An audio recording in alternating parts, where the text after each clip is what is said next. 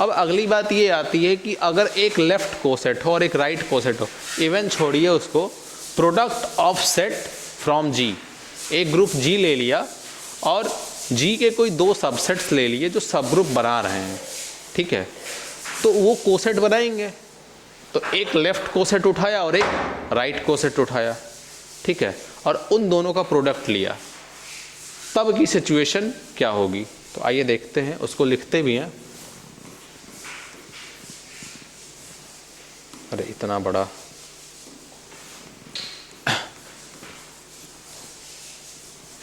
Late G be a group.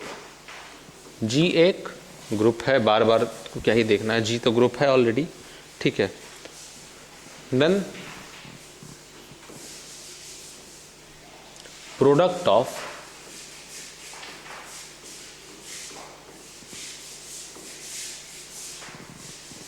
a left coset and right coset.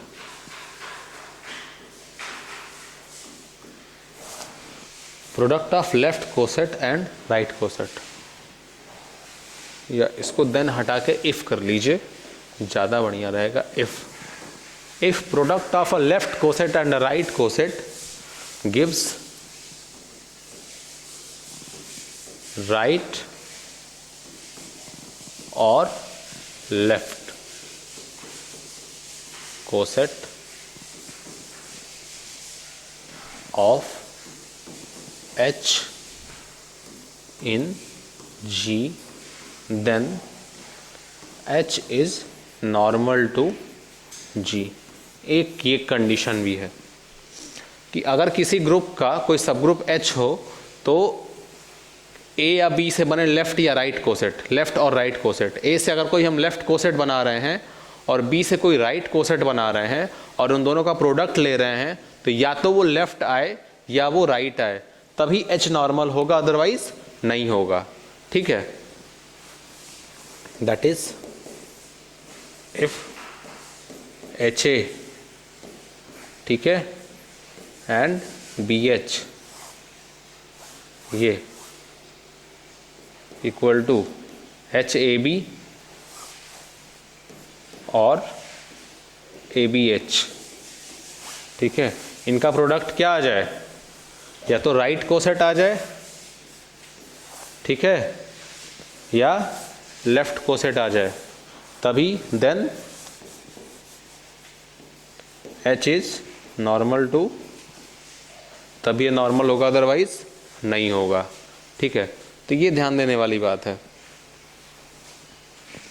ये पहली बात। दूसरा मतलब अल्टीमेटली इनको एक ही टाइप का कोसेट लाना है, प्रोडक्ट करके इनको एक ही टाइप का कोसेट लाना है। तो एक लेफ्ट है और एक राइट है। अब यहाँ पे देखिए, अगर दूसरे को भी आप राइट कर देते हैं, इसको भी राइट कर देते हैं, तो अल्टीमेटली इसको क्या आना होगा, तब जो दो राइट कोसेट्स होंगे तो उनका प्रोडक्ट क्या आना होगा, राइट कोसेट आएगा, तभी वो नॉर्मल सबग्रुप बनेगा। इससे डिडक्शन एक निकलता है आगे, इसको आप नोट कर सकते हो। ये पहला, ठीक है। अगला दूसरा, if product of two right और लेफ्ट, राइट ले लो या लेफ्ट ले लो, product of two right cosets are again a right coset. If product of two right cosets are again a right or left coset, then H is normal to G, ठीक। अगर दो right या left coset का product फिर से कोई right या left coset आता है तो भी H क्या होगा, नॉर्मल होगा। तो अब तक नॉर्मल होने की सारी कंडीशन हम लोग पढ़ते जा रहे हैं, ठीक है, कि कब नॉर्मल होगा, कब नॉर्मल नहीं होगा, ठीक है। और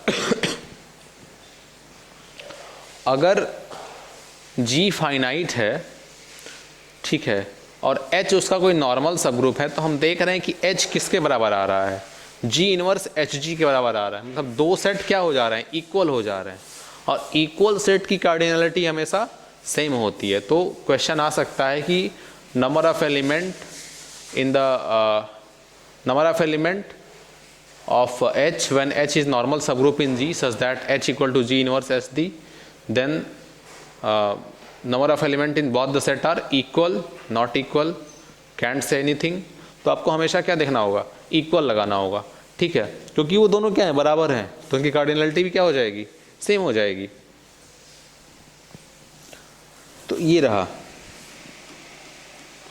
आप ध्यान दो, ये सारा अभी तक डिडक्शंस रहा है, डिडक्शंस रहे हैं।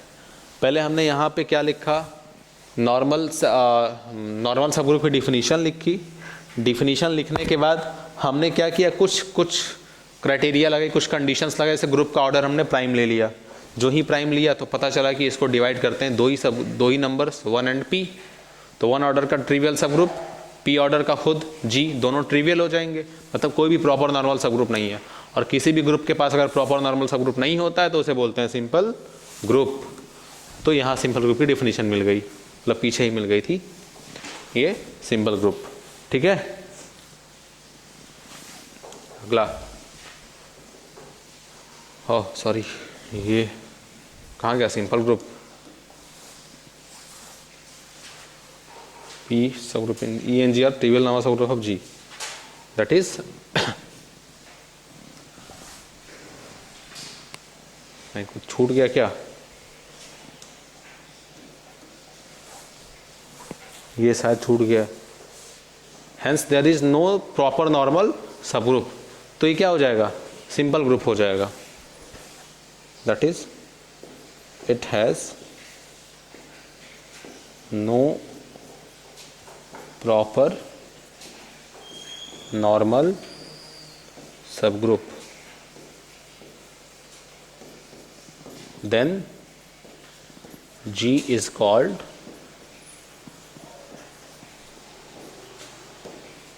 simple group। ये इसको सिंपल ग्रुप बोलते हैं। नोटेशन देखा आपने कैसे डिनोट करना है। अगला डिफिनीशन है नॉर्मल सब ग्रुप की, GH इक्वल टू HG। तो हमने G इनवर्स को अप्लाई किया और एक और फॉर्मेट हमको मिल गया G इनवर्स HG का। तो अब हम कहेंगे कि कोई भी सब ग्रुप नॉर्मल सब ग्रुप होगा अगर वो इस फॉर्मेट में पाया जाए, इस पर्टिकुलर फॉर्मेट में पाया जाए, ठीक। इसके आगे हमने देखा कि एलिमेंट फॉर्म में कैसे डिनोट किया जाए। तो फाइनली हमने देखा कि G inverse small h G belongs to H, तब वो क्या हो जाएगा, नॉर्मल सब ग्रुप हो जाएगा। चौथा, ये देखिए ये डिफिनीशन लिखा। चौथे में हमने एक नोट देखा था, कौन सा, जो कि बड़ा ही ऑब्वियस था कि G एक ग्रुप हो और K उसका सब ग्रुप हो, G एक ग्रुप हो, K उसका सब ग्रुप हो, और H नॉर्मल सब ग्रुप हो G का such that H belongs to H content in K and K content in G always, ठीक है, जो कि सब ग्रुप है। तो अगर H हमारा नॉर्मल है G का, तो G के हर एलिमेंट के लिए G इनवर्स HG होल्ड कर रहा होगा। तो जब G के हर एलिमेंट के लिए होल्ड कर रहा है और K उसी में बिलोंग करता है तो K के लिए भी होल्ड करेगा, तो मतलब वो K का भी नॉर्मल सब ग्रुप हो जाएगा, ठीक है। आगे प्रोडक्ट देखा हमने। अगर लेफ्ट और राइट कोसेट का प्रोडक्ट, लेफ्ट और राइट कोसेट का प्रोडक्ट या तो राइट कोसेट आ जाए या लेफ्ट कोसेट आ जाए तो H हमारा नॉर्मल होता है G में, और दो राइट कोसेट हो या दो लेफ्ट कोसेट हो उनका प्रोडक्ट अगर राइट या लेफ्ट आ जाए तो भी नॉर्मल होता है G में। ये दो कंडीशंस। अगली 6 गायब, 7 पर सिंपल ग्रुप चला गया था, ठीक है। सिंपल ग्रुप में पहले देखा था मैंने कि हम लोग देख सकते हैं कि अगर कोई भी सिंपल एबिलियन ग्रुप हो, जो ही सिंपल एबिलियन बोला, सिंपल बोला तो प्राइम ऑर्डर का हो गया, अब प्राइम ऑर्डर का हो गया तो साइक्लिक हुआ तो एबिलियन हो ही जाएगा, ठीक। तो हमारा अगला टॉपिक रहा है इसी में कुछ चीज़ें कि अगर किसी भी ऑर्डर का यूनिक सब ग्रुप मिल गया, ठीक है, अगर किसी भी फाइनाइट ग्रुप में किसी भी ऑर्डर का यूनिक सब ग्रुप मिल गया तो वो नॉर्मल हो जाता है, ठीक है। If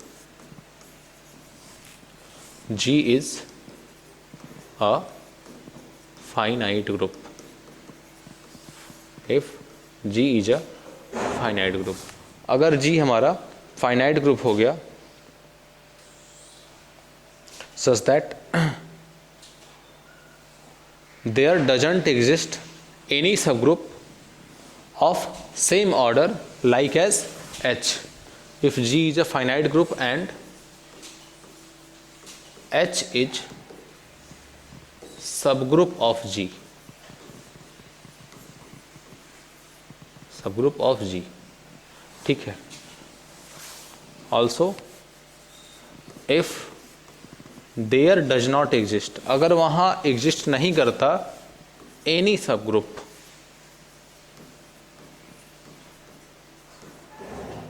of G of same number, having same number of element of G having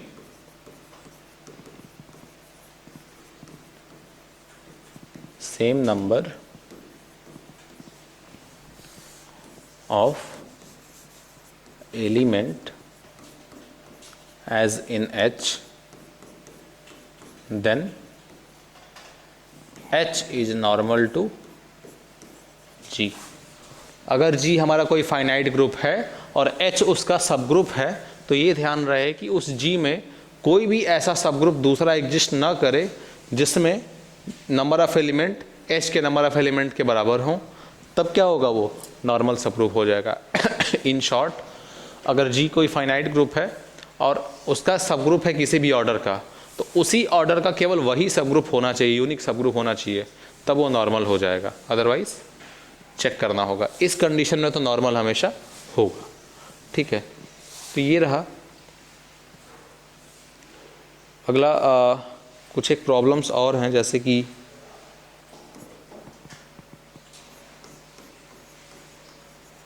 normaliser of element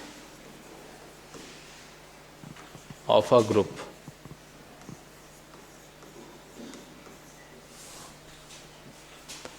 may or may not हटा के group is always a normal subgroup, normal subgroup of G, true or false। इसको हटा के यहाँ कर सकते हैं आप। Question mark. क्या किसी भी ग्रुप के किसी एलिमेंट का जो नॉर्मलाइजर है हमेशा नॉर्मल सब ग्रुप होगा कि नहीं, ठीक है। तो ये चेक करना है। तो हम इसे कैसे प्रोसीड करेंगे, हम सबसे पहले ये दिमाग में लेके चलते हैं कि क्या पता इसका काउंटर मिल जाए, या हो सकता है कुछ ऐसा मिल जाए जहाँ से ये नॉर्मल सब ग्रुप ना बने। इसमें ना बनाने की पॉसिबिलिटी को लेके चलना होगा। चलिए देख लेते हैं। कोई ग्रुप उठाते हैं, जैसे सबसे अच्छा है कि कोई भी नॉन एबिलियन ग्रुप उठाते हैं सबसे कम ऑर्डर का, ठीक है। तो S3 लेके चलते हैं, लीस्ट ऑर्डर का non abelian group S3, order 6 का ग्रुप है, ठीक है। तो S3 हमने बताया भी था कि कैसा होता है। Late G equal to S3, ठीक है। S3 में कौन कौन से एलिमेंट आएंगे, ऑर्डर ऑफ S3 कितना होता है, 6 होता है। कौन कौन से एलिमेंट आते हैं इसमें,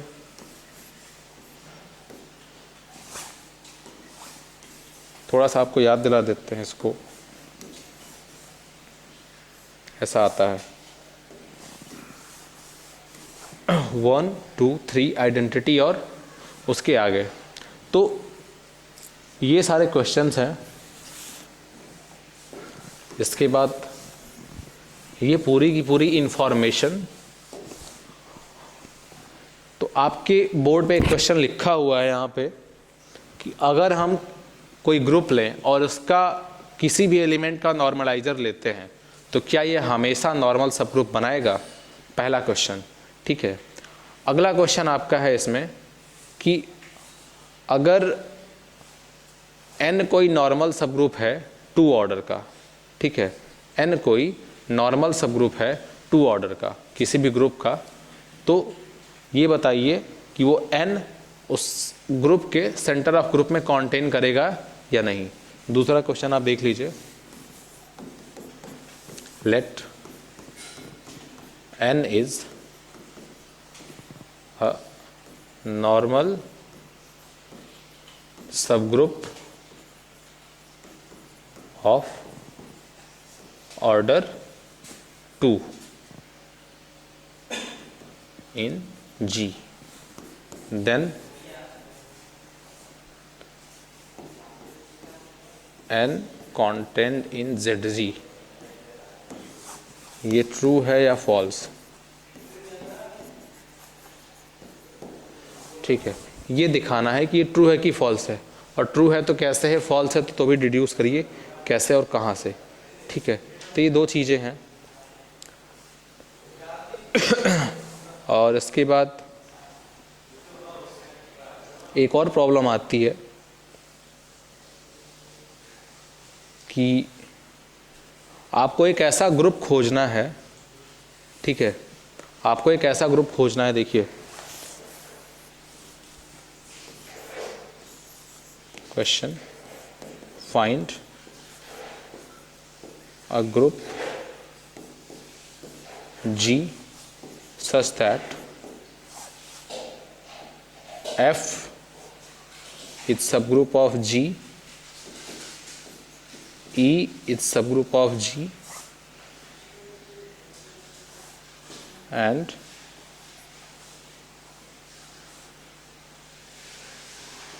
E is subset of F is subset of G, but, और इसे सब ग्रुप नहीं, इसे नॉर्मल सब ग्रुप कर सकते हैं हम लोग, बट E इज नॉर्मल सब group of F, E is normal सब group of F and F is normal सब ग्रुप ऑफ G। एक सेकेंड,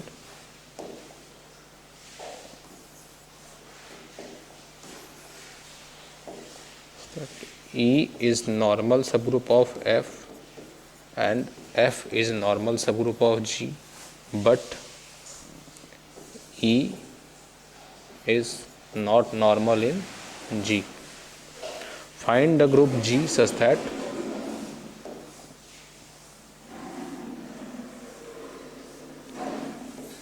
इसको आप हटा के वेयर कर सकते हैं। ये 3 क्वेश्चंस हैं आपके बोर्ड पे, ये तीनों आपको करना होगा। आप इसे क्लास वर्क मानिए या जो भी मानिए, इसको आपको सॉल्व करना होगा। पहला क्वेश्चन है कि किसी भी ग्रुप में अगर कोई एलिमेंट उठाते हैं तो क्या उसका नॉर्मलाइजर हमेशा एक नॉर्मल सब ग्रुप बनाएगा।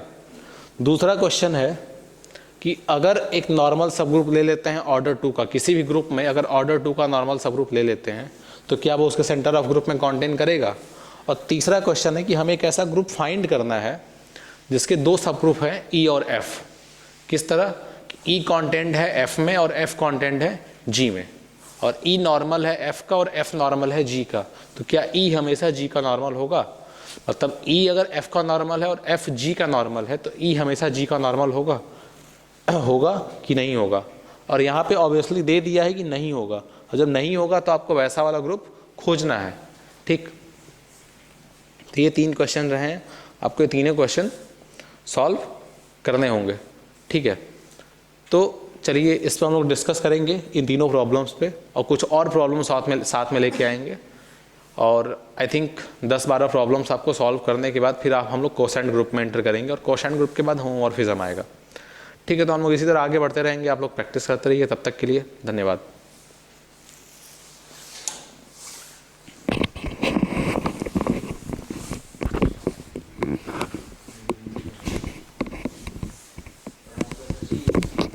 हाँ एंड हो। अरे इसको बंद करना है।